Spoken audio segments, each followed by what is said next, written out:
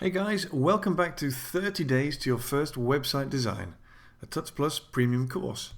I'm Ian Yates, and today we're going to continue with the theory section of this series by looking at content. Let's take a quick look at what we're going to be covering in this video. That's quite a straightforward one, this one. We're first going to take some examples of what we should be including before we look at some examples of what we shouldn't. And then typically before we jump into the next video, I'm going to set you an assignment. Okay, let's look at the first point then. What should we include? Well, this is another one of those lovely subjective questions. What we should or shouldn't include is, of course, entirely down to the type of site we're designing. A blog, a landing page, a portfolio, a web shop, they all need completely different types of content. There are, however, common elements which we can usually apply across the board. Firstly, arguably most importantly, is identity. From the moment someone enters your website, they should know who or what they're dealing with. So make sure there's at least some kind of logo or branding.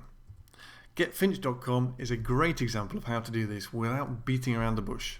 No messing about. A subtler and more common approach can be seen on the Clearleft website. Logo in the top left, where the eye usually enters the screen, and we'll talk about that more later in the series, backed up by branding colours. Our logos are often located in the top left, and they usually serve as links back to the home page.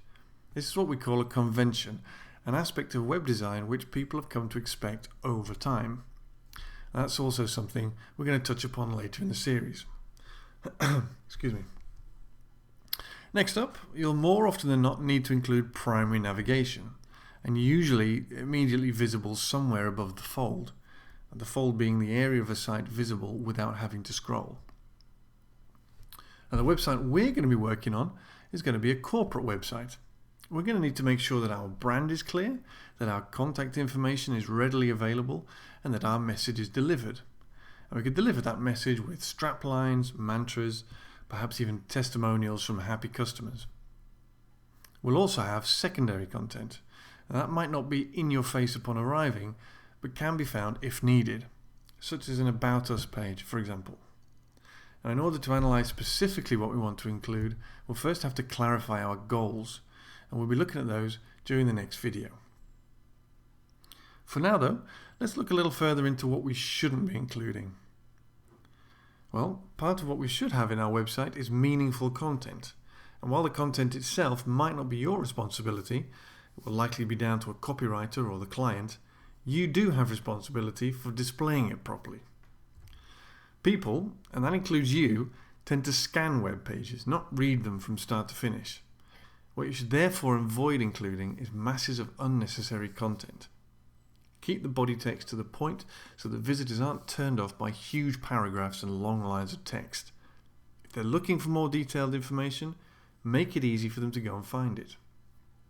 Secondly, avoid anything which can be counted as visual noise. Anything which distracts the user from performing whatever action you expect of them.